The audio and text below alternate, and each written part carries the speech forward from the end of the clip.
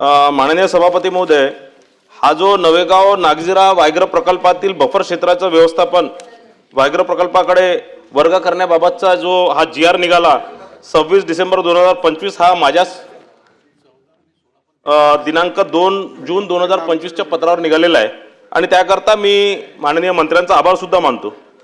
पण त्यामुळे ज्यावेळेस याची नोटिफिकेशन निघाली, या युनिफाईड कंट्रोल एरियाची ज्यावेळेस नोटिफिकेशन निघाली त्यावेळेस मोठ्या प्रमाणात त्या 185 गावांमध्ये मोठ्या प्रमाणात संभ्रम निर्माण झालं, त्यांच्यात एक भीतीचं वातावरण निर्माण झालं आणि या GR मध्ये थोडीशी स्पष्टता यावी किंवा सामान्य लोकांना, सामान्य नागरिकांना, त्या भागातील सामान्य लोकांना, गावकरी लोकांना आपल्या या सभागृहाच्या माध्यमातून ते आश्वस्त झाले पाहिजे, म्हणून मी काही स्पेसिफिक 4 प्रश्न या संदर्भातले विचारतो। 26 डिसेंबर 2025च्या GR नुसार युनिफाईड कंट्रोल लागू झाल्यामुळे या 185 गावांतर्गत येणाऱ्या खाजगी शेतजमिनीवरील कामांसाठी आता वन्यजीव विभागाच्या नाहरकत प्रमाणपत्र NOC ची सक्ती केल्या जाणार काय? बफर झोनमध्ये समाविष्ट होणाऱ्या क्षेत्राचे स्पष्ट नकाशे, नेमके क्षेत्रफळ आणि गावनिहाय माहिती अद्याप सार्वजनिक का करण्यात आली नाही व हे कधीपर्यंत आपण करणार आहे? बफर क्षेत्रातील गावांचे भविष्यकाळात कोणत्याही प्रकारचे पुनर्वसन केले जाणार नाही याची लेखी ग्वाही शासन देणार काय? आणि वन्यजीवन विभागाकडे नियंत्रण असल्यानंतर स्थानिक लोकांचे पारंपरिक चराई आणि निस्तार हक्काचे पूर्वीप्रमाणे अबाधित राहतील याची कायदेशीर खात्री आपण करणार काय? सभापती महोदय, खरं म्हणजे हा जो प्रकल्प आहे 7/9/2016 साली जाहीर झाला, शासनाची अधिसूचना निघाली। त्यामध्ये गोंदिया प्रादेशिक, गोंदिया FDCM, भंडारा FDCM, वन्यजीव हा विभाग एकत्र करून त्याचं नियंत्रण एका वरिष्ठ अधिकाऱ्याकडे यावं यासाठी हा बदल केला। व्याघ्र प्रकल्प एकसंघ नियंत्रणाखाली आणण्याच्या अनुषंगानं राष्ट्रीय व्याघ्र संवर्धन प्राधिकरण, पर्यावरण, हवामान बदल मंत्रालय, केंद्र शासन, नवी दिल्ली यांनी 15/2/2012 रोजी शासनाला निर्देश दिले। त्या अनुषंगानं राज्य वन्यजीव मंडळाची सभा झाली 12/8/2024 रोजी, ती 23वी सभा होती। माननीय मुख्यमंत्री महाराष्ट्र राज्य या राज्य वन्यजीव मंडळाचे अध्यक्ष असतात आणि सर्व तिन्ही यंत्रणा एकत्र येऊन एकाच्याच नियंत्रणाखाली एक कारभार चालावा म्हणून हा एकूण निर्णय घेण्यात आला। आता माननीय सदस्य कर्णजी फुके यांनी जो प्रश्न उपस्थित केलेला आहे की या प्रकल्पाच्या अनुषंगानं शेतकऱ्यांवर काय बंधने येतील का? अजिबात येणार नाहीत। शेतकऱ्यांची शेती करण्याची त्यांची जी काय भूमिका आहे ती त्यांना पार पाडता येईल, तिथे विहीर खोदता येईल, असलेले रस्ते त्यांना ते वापरता येतील, नवीन करता, परंतु जे आहे ते तसं त्यांच्या कुठल्याही हालचालीवर बंधन येणार नाहीत। फक्त त्या ठिकाणी कुठल्याही प्रकारचे म्हणजे बांधकाम वगैरे ह्या गोष्टी करण्याला बंधन राहते।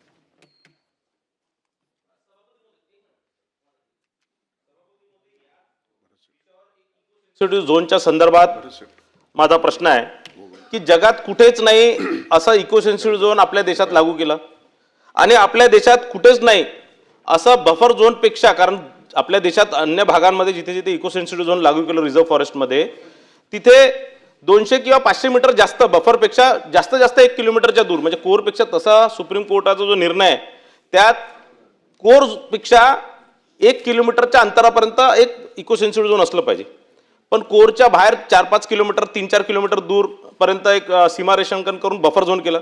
आता आमच्या भंडारा गोंदिया जिल्ह्यात, म्हणजे देशात कुठेच नाही, भंडारा आणि गोंदिया जिल्ह्यात इको सेन्सिटिव्ह झोन 5 ते 10 किलोमीटर लांबीपर्यंत तो इको सेन्सिटिव्ह झोनचे सीमारेषण करण्यात आलेलं आहे आणि यामुळे मोठ्या प्रमाणात आमच्या भागांमध्ये कुठेतरी जागेचा अभाव होत आहे। मोठ्या प्रमाणात इको सेन्सिटिव्ह झोनच्या सगळ्या बंदी ज्या आहेत, ज्या त्रास जो आहे तो आम्हाला येतोय।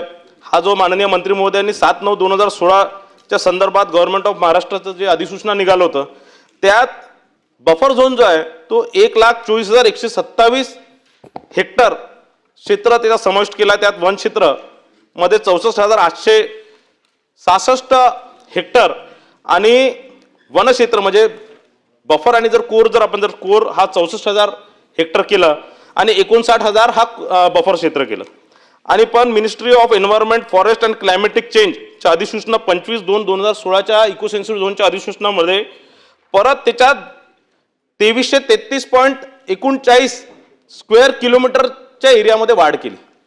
म्हणजे जर तुम्ही जर कोर बफर आणि जर आजचं जर इकोसेन्सिटिव्ह झोन जर बघितलं तर भंडारा आणि गोंदिया जिल्ह्याची 50% जागा ही जंगलामध्ये येतं.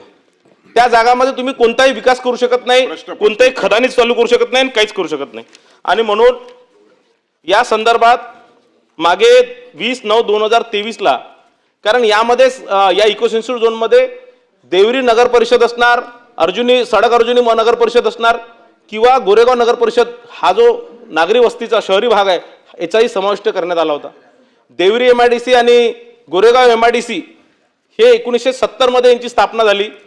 तिथे उद्योग सुरू झाले आणि त्या पूर्ण इंडस्ट्रीला त्या इकोसेन्सिटिव्ह झोनमध्ये टाकण्यात आलं. त्यानंतर मी स्वतः याचा फॉलोअप करून 2 वर्ष सातत्याने मी दिल्लीला जाऊन 100 वेळा दिल्लीला गेलो आणि त्यानंतर ते देवरी MIDC आणि देवरी नगर परिषद त्यातनं कमी केली. आता 5/12/2025ला आम्ही मागे लागून मी स्वतः मंत्री महोदयांना भेटलो आणि त्यांच्या पुढाकाराने खालून आम्ही अहवाल सुद्धा मागितला. 31/12/2025ला प्रमुख मुख्य वनरक्षक महाराष्ट्र राज्य यांचं पत्र राज्य शासनाकडे आलं आणि त्याच्यात ते करेक्शन तो एरिया करेक्शन करण्यासंदर्भातलं त्याच्यात सुचवलेलं आहे. माझा मंत्री महोदयांना स्पेसिफिक प्रश्न आहे की 31/12/2025चा अहवाल आपण परिपूर्ण करून केंद्र सरकारच्या महाराष्ट्र म्हणजे ministry of environment and forest या विभागापर्यंत कधीपर्यंत पाठवणार. आणि या प्रकारचे अनेक जे आपण इकडनं जे अहवाल पाठवले किंवा अनेक ज्या आपल्या समस्या आहेत त्या दिल्ली सरकारकडे प्रलंबित आहे. आता त्याचा फॉलोअप घेणारं कोणी नाही. तिकडनं पाठवल्यानंतर ते वर्षानुवर्षे तसेच पडले असतात. आणि म्हणून माझं माननीय मंत्री महोदयांना विनंती आहे की महाराष्ट्र राज्याचे जितके वन विभागाचे जे प्रश्न संबंधित जितकेही कामं आपल्या दिल्लीच्या इथे अनेक जागांवर जे प्रलंबित आहे त्याला फॉलोअप करण्याकरता त्याचा पाठपुरावा करण्याकरता एखादा अधिकारी प्रलंबित प्रश्नाचा फॉलोअप करायचा का हा प्रस्ताव पाठवायचा? हा प्रस्ताव पाठवायचा आणि तिथे हा प्रस्ताव पाठवल्यानंतर त्याचा फॉलोअपही करायचा. त्याकरता आपण एखादा नोडल अधिकारी एखादा ऑफिसर नेमणार काय? सभापती महोदय, सन्मान्य सदस्य परिणय फुकेजींच्या मनामध्ये ज्या शंका आहेत त्या बाबतीमधल्या काही गोष्टी मी या ठिकाणी आपल्या माध्यमातून सभागृहात सांगू शकतो. सध्या नवेगाव नागझिरा व्याघ्र प्रकल्प बफर क्षेत्र वाढवण्याचा कोणताही प्रस्ताव शासनाच्या विचाराधीन नाही. केवळ सन 2016 पासून अस्तित्वात असलेल्या बफर क्षेत्राचे एकसंघ नियंत्रण करण्यात आलेले आहे. शासनाने बफर क्षेत्र विस्ताराबाबत कोणताही नवीन निर्णय घेतलेला नाही. विद्यमान अधिसूचित बफर क्षेत्र पूर्ववत आहे. बफर क्षेत्राचा उद्देश वन्यजीवांना सुरक्षित अधिवास उपलब्ध करून देणे व मानव वन्यजीव संघर्ष कमी करणे. कोणतेही गाव समाविष्ट करण्यात आलेले नाही. स्थानिकांच्या रोजगारावर कोणताही प्रतिकूल परिणाम होणार नाही. कायदेशीर चौकटी बाहेरील कोणतेही अतिरिक्त निर्बंध लादलेले नाहीत. स्थानिकांच्या उपजीविकेचे अधिकार विद्यमान नियमानुसार कायम आहेत. नवेगाव नागझिरा व्याघ्र प्रकल्प राखीव क्षेत्राचे बफर क्षेत्र शासन निर्णयानुसार अधिसूचित करण्यात आले असून सध्या बफर क्षेत्र वाढवण्याचा कोणताही प्रस्ताव शासनाच्या विचाराधीन नाही. तेंदूपट्टा, बांबू, कास्ट, आकास्ट उपज पूर्वीप्रमाणे निष्कासित करू शकणार आहेत.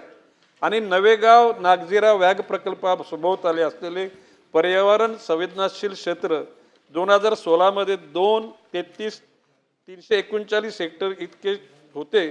ते 2023 मध्ये देवरी येथील 139 हेक्टर व अर्जुनी मोरगाव येथील 512 कमी करण्यात आले आहे. आता पुन्हा त्यामधील क्षेत्र कमी करून सदरचे क्षेत्र 29,715 हेक्टर एवढे ठेवण्याबाबतचा प्रस्ताव 8 दिवसाच्या आतमध्ये केंद्र शासनाकडे पाठवण्यात येईल आणि त्याच्यासाठी नोडल अधिकाऱ्याची नेमणूक करून टाकू. याच्यात माननीय मंत्री महोदयांनी आपल्या उत्तरात सांगितलं की 2 प्रकारचे लोक आहे. एका प्रश्न विचारा, 10 सदस्य प्रश्न विचारायचे नाही त्यात ते त्यांनी सांगितलं म्हणून त्यांनी जे आपलं उत्तर दिलं त्यात त्यांनी सांगितलं की काही लोकांना वाघ आणि बिबटे पाहिजे आहेत. ते मुंबईत राहणाऱ्या लोकांना वाघ आणि बिबटे पाहिजे आहेत. पण या लोकांना त्या मुंबईत नाही, या लोकांना तिथे पाहिजे, पण काय त्रास आहे ते त्या भागातील भंडारा, गोंदिया, चंद्रपूर, गडचिरोली जिल्ह्यात काय त्रास आहे त्या बिबट्यांचा, काय त्रास आहे त्या वाघांचा, हे तिथे राहिल्यावर माहीत पडतं. म्हणून हे जे इकडचे जे NGO चालून तिकडे जे कोर्टात केस करून जे सगळं आपण काही कारवाई करतो, कारण आपण ते बिबट्यांची नसबंदी करण्याच्या संदर्भातला फार चांगला निर्णय घेतला, तो केंद्र सरकारकडे पाठवला. पण केंद्र सरकारकडे तिथे जाऊन तक्रारी करणारे हे जे मुंबईत बसणारे लोक आहे, यांना तिथे पकडून त्या नवेगाव नागझिराच्या जंगलामध्ये सोडलं पाहिजे पहिले. दुसरं बरोबर आहे. दुसरं हे जे उच्च जोखीम जे गावं आहेत, जिथे वन्यजीवांचं संघर्ष नेहमी होत असतं, त्या सगळ्या गावांमध्ये आपण एक संरक्षण कुंपण आपण स्पेसिफिक प्रश्न विचारा. उभारण्यास मान्यता देण्याबाबत शासनाची भूमिका काय? AI आधारित अर्ली वॉर्निंग सिस्टीम अरे मला तर बोलू द्या. अर्ली वॉर्निंग सिस्टीम राज्य स्तरावर राबवण्याचा आपण काय आराखडा DPR तयार करणार काय? ड्रोन असणार, हाय डेफिनेशन कॅमेरेज असणार, हे त्या जंगलाच्या भागांमध्ये बाहेरच्या भागांमध्ये लावून आपण असं काही मोठं DPR तयार करून ह्या सगळ्या पूर्ण महाराष्ट्रभरातले किंवा विशेष करून आमच्या नवेगाव, नागझिरा असणार, चंद्रपूर असणार, गडचिरोली या जंगलांमध्ये करणार काय? आणि दुसरं एक साहेब, हे वन्यजीव जे आहेत ते जंगलाच्या बाहेर येऊन राहिले, कारण त्यांना तिथे आतमध्ये खायला नाही. हरणं असणार, रानडुक्कर असणार, हे बाहेर येऊन आतमध्ये खायला नाही. म्हणून आपल्याला विनंती आहे, मागे आम्ही DPDC दोन्ही भंडाराच्या आणि गोंदिया जिल्ह्याच्या DPDC मध्ये आम्ही निर्णय घेतला की मक्याची शेती जे मोठ्या प्रमाणात बाहेर चालू झाली, त्याच्यामुळे वाघ त्या मक्याच्या शेतीमध्ये येतात, रानडुकर त्या मक्याच्या शेतीमध्ये येतात. तर जंगलामध्ये आतमध्ये मोठ्या प्रमाणात तुम्ही ग्रासलँड्स तयार करून राहिले. त्या ग्रासलँडच्या जागेवर नुसतं ग्रास लावण्यापेक्षा आपण जर मका जर तिथे लावला, तर हे वन्य प्राणी बाहेर दुसऱ्यांच्या शेतात जाण्यापेक्षा त्या तिथे जंगलातच राहतील आणि तिथे जे त्यांचं विल्हेवाट व्हायचं ते होणार. तिसरं माझा शेवटचा आता विषय असा आहे की मोठ्या प्रमाणात भटके कुत्र्यांची समस्या, कारण या सभागृहात असणार, खालच्या सभागृहात असणार, भटक्या कुत्र्यांची समस्या शहरांमध्ये मोठ्या प्रमाणात आहे. आणि त्या कुत्र्यांचं काय करायचं हे याचंही उत्तर कोणतेही मंत्री देऊ शकत नाही, कोणीच देऊ शकत नाही. माझी सूचना तरी पण विचारा तुम्ही. आता माझी सूचना अशी आहे की त्या भटक्या कुत्र्यांना शहरातून पकडून या जंगलांमध्ये जर सोडलं, ते वन्य प्राणी हे सगळे बाहेर येतील नाही. आणि मेनका गांधींना सोबत तिथे घेऊन गेले पाहिजे, त्या जंगलांमध्ये तिथे ठेवलं पाहिजे काही दिवस, तर त्यांना समजणार की तिथे त्रास काय आहे म्हणून. त्या लोकांना, सामान्य लोकांना, शेतकऱ्यांना काय त्रास आहे तर त्यांना समजणार. मेनका गांधींनाही तिथे नवेगाव, नागझिरा आणि त्या कुत्र्यांनाही आपण सोडणार काय? माननीय सभापती महोदय, सन्माननीय सदस्य परिणय फुके यांनी आता शेवटचा प्रश्न विचारायचं उत्तर देतो. कुत्र्यांना कुठल्याही अभयारण्यामध्ये सोडण्याची तरतूद कायद्यामध्ये नाही. आता मगाशी त्यांनी पहिला प्रश्न विचारला, आर्टिफिशियल इंटेलिजन्सच्या माध्यमातून अतिशय सुंदर यंत्रणा वन खात्याने सुरू केलेले, सॅटेलाइटच्या माध्यमातून सुद्धा त्याचा वापर केला जाणार आहे. अशा प्रकारचे कॅमेरे दाखवले, कॅमेऱ्याच्या नजरेमध्ये एखादा प्राणी आल्यानंतर तिथं सायरन होतो, त्याची फोटो काढला जातो, त्याची शूटिंग केली जाते आणि सायरन इतका मोठ्या प्रमाणामध्ये वाजतो की 1 किलोमीटरच्या अंतरामध्ये त्या ठिकाणी लोकांना अलर्ट करण्याची भूमिका घेतली जाते. याच्यामध्ये अधिक प्रमाणामध्ये तंत्रज्ञानाचा वापर करून ह्या गोष्टीमध्ये कधीच संघर्ष होणार नाही याची खात्री घेण्याची सुद्धा भूमिका घेतलेली आहे. एकूणच वन खातं आणि महाराष्ट्र सरकार, माननीय मुख्यमंत्री महोदयांच्याबरोबर याविषयी चर्चा केली असताना एक बैठक झाली. पुणे जिल्ह्यातल्या आणि अहिल्यानगर जिल्ह्यातल्या बिबट्यांनी केलेल्या हल्ल्यानंतर अतिशय म्हणजे ही राज्याची समस्या म्हणून त्या ठिकाणी त्याला स्वरूप देण्याचं म्हणजे शासन ठरवलेलं आहे आणि त्याकरता सगळ्या यंत्रणा सतर्क केलेल्या आहेत. पिंजरे आता नगर जिल्हा आणि पुणे जिल्ह्यामध्ये पिंजऱ्यामध्ये साधारण 150 बिबट्या त्या ठिकाणी दररोज त्यांना खाद्य दिलं जातं. आणि मी मगाशी म्हटल्याप्रमाणे जर का बिबट सफारी नगर जिल्ह्यामध्ये 2 ठिकाणी बिबट सफारी पहिल्या प्राधान्याने करण्याचं आम्ही ठरवलेलं आहे. आणि जेणेकरून मगाशी त्यांनी सांगितलं की बाबा मुंबईच्या लोकांना म्हणजे या प्राण्यावर प्रेम आहे. आता बाबाशी आता माननीय परिणय फुके बोलू शकतात, मी नाही बोलू शकत. आता बाबाशी की समाजामध्ये प्रत्येक विचारसरणीचे लोक आहेत. एखाद्याला एखादी गोष्ट आवडते, दुसऱ्याला ती गोष्ट आवडत नाही आणि म्हणून याला लोकशाही म्हटली जाते. आणि अशा परिस्थितीमध्ये नियमानुकूल ज्या गोष्टी आहेत त्या करण्याचा राज्य शासनाने निश्चितपणे विचार केलेला आहे.